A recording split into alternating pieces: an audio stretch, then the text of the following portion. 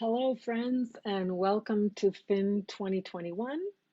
My name is Cheryl Miller, and I'm the founder of the Digital Leadership Institute based in Brussels. And I thought we were going to talk about techno at first. And being Belgian and American, we have some great techno music artists. Maybe you know Charlotte de Witte, and of course, old school Detroit techno. But actually, today I'm going to be talking to you about technology world and just a quick bit of background about me. Um, I've I'm one of the founding ambassadors of Europe Code Week, of Startup Europe Week. I've been a longtime board member of the Women Entrepreneurship Platform of Europe and have been very active with initiatives like these with DLI that's promoting what we call a STEAM, that's entrepreneurship and arts driven by STEM for girls and women in Europe for at least a decade now. And that also includes the awards recognizing the top girls and women in tech. And since I'm actually talking about technology in the techno world, I first wanted to visit what we mean by the kind of digital disruption that is taking place and has been accelerated by the COVID pandemic. And I always refer to this, the cloud, the consumer cloud that we are all familiar with in the form of Uber and Airbnb and Zoom, of course, the lovely technology that's bringing me to you and bringing us together today. But also there's like the industrial cloud. So when we talk about like that e-twinning thing, everything that's in our real world that we are putting into the virtual world and tracking in the forms of the Internet of Things and big data and a link to, of course, machine learning and artificial intelligence. So the industrial cloud that we call Industry 4.0, really important for Europe as the seat of the first industrial revolution, and very promising as the seat of the fourth industrial revolution, so to speak. Of course, mobile telephony and the uptake of mobile phones is really important in this digital disruption because now with our phones and cloud access, we can start a business, right? And then linking that with all the content that is being created and around which we can also innovate. This is what creates a kind of opportunity for leveling the playing field for entrepreneurs and for people around the world. But I like to take a bit of a step back from that because Europe is the most digitalized region in the world. And it's important to note that out of almost 8 billion people, in 2013, only 1/3 of the planet was actually online. In 2019, this is more than half, so you can see how quickly that uptake has been. But it's very important to keep our eye on the differences here, that the number of men coming online is faster than the number of women. And this is really at the root of what we call the digital gender divide or the gendered digital divide, including in Europe. Anywhere in the world, a woman is less likely to have access to the internet.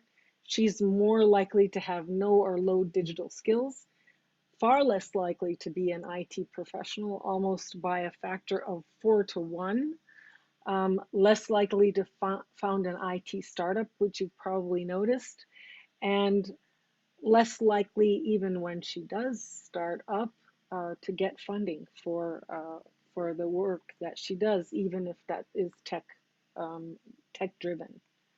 So let's look a little bit more closely at this, um, the great equalizer. Even in Europe, you'll see that not as many women as men are online. It's better in the US and slightly worse as an average across the globe.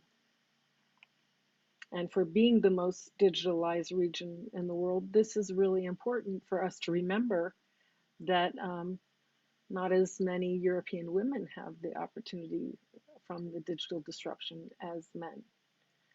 And this also is reflected in the digital skills profile of Europe's women, where, you know, regardless of the effort that we make to improve digital skills, there is a persistent gap between men and women that reflects 12 million more women who don't have that have no or low digital skills in Europe, and that's 2% of the total EU adult population. So when you think of, you know, untapped opportunity and what our road is for recovery, it's important to bear these questions in mind. Also, when devising digital skills campaigns, who are we trying to reach and how do we do that? This translates to one of the more, I think, disturbing images of the reality on the ground when we're talking about digital disruption. And that is that in the last decade, regardless of the demand for IT professionals and regardless of the growth of IT professionals as a component of the workforce, the participation of women has flatlined. So we literally don't have one more woman IT professional in the workforce today than we did 10 or even 15 years ago, because this phenomenon predates the graph that we see here. And that is despite the fact that the demand for IT professionals and the number of actual IT, you know, technologists in the workforce has skyrocketed. Speaking of that demand, today in the EU, there are 1 million tech jobs that are currently going unfilled. Of course, there's massive unemployment coming out of the COVID crisis, and we're still not there yet, but these jobs are actually sticky, so they remain even in the time of crisis. And that this gap, so even if we were to bring on the same number of women into the tech workforce as are already there as men, without taking away any jobs, just filling those vacancies, we could add at least 9 billion euros to the European economy per year, which reflects the GDP of Denmark. And I think that's a conservative estimate. When we look specifically at technology, tech-driven entrepreneurship, this problem becomes especially acute, in my opinion, because, you know, the number of tech professionals here, we are talking about people exiting computer science studies, going into master's and PhD programs who become IT experts, right? And that's really an engine for innovation and entrepreneurship. And as long as we don't have women who are going through that pipeline, then of course the opportunities to have that kind of diversity in tech innovation becomes much less possible, or much more difficult. So also, as a perspective on driving innovation and entrepreneurship, we really need to be looking at increasing this pipeline. Today, you know, I say we measure what we treasure. We don't even know how many tech starters are women.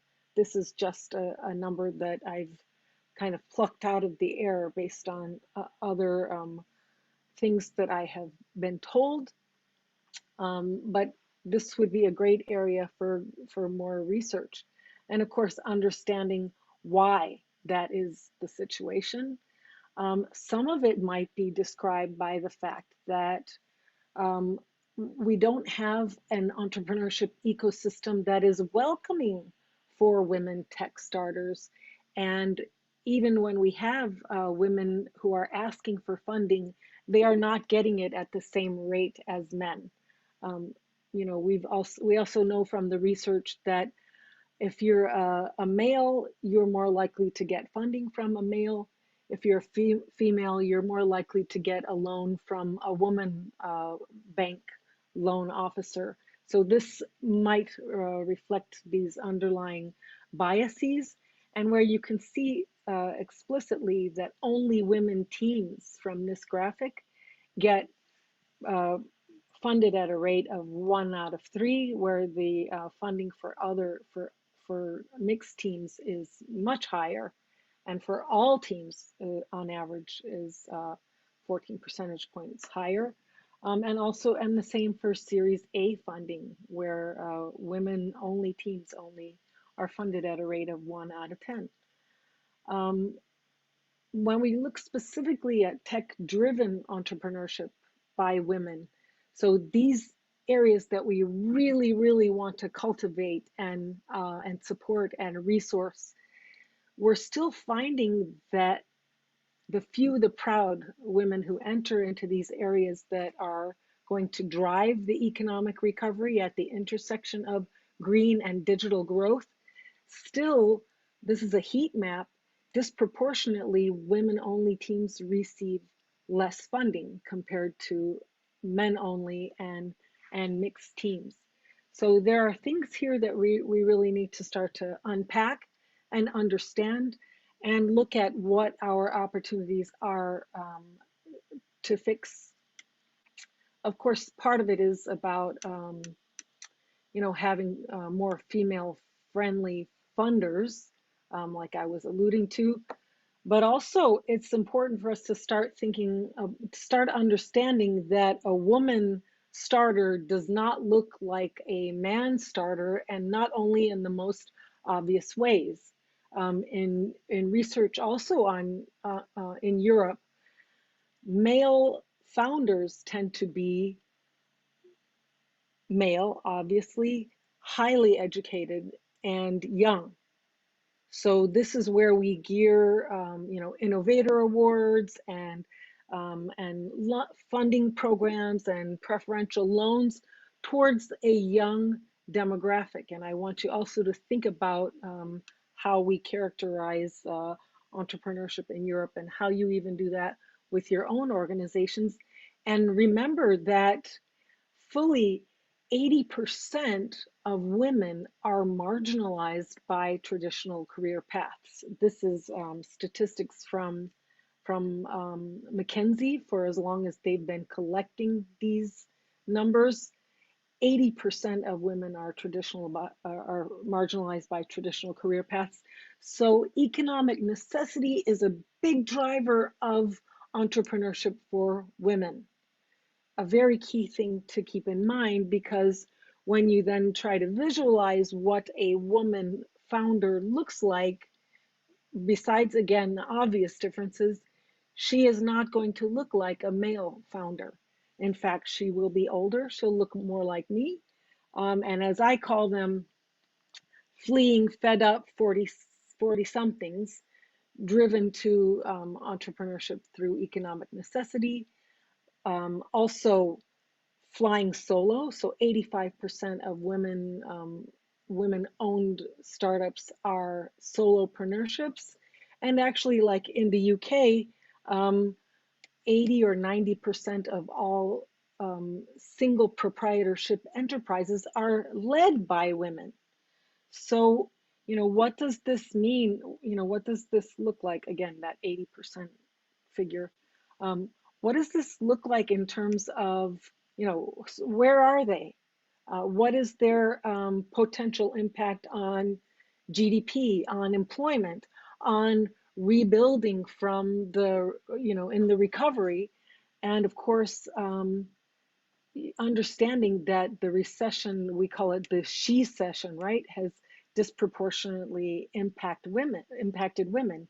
So out of economic necessity, we will see more women entering startup, and how can we accommodate them? That will take a very profound shift in our own thinking about what an entrepreneur is, what a tech entrepreneur is, what tech enabled entrepreneurship is, and how we build skills programs and funding programs and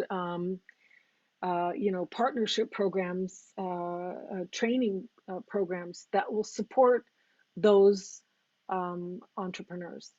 So, we've done some work on this topic as the Digital Leadership Institute. I'm also engaged with the G20, and of course, speak regularly at the European Parliament, and work with our colleagues in the European Commission on this topic. But one of the things that we do, just as the Digital Leadership Institute, is we've innovated this small kind of startup slash hackathon, tech for good event for women, by women, about women, to drive tech driven and tech enabled startup by women, teen and adult women. And we actually ran one of the only, I think the only woman versus COVID hackathons in the world back in 2020. And there is a lot more, of course, that we've learned in terms of best practices that I think can be brought into the ecosystem where you now find yourself, and a lot more work that we can do, which I would love to do together. And I'm at your disposal for any questions, and look forward to being in touch with you, and wish you a wonderful rest of your event.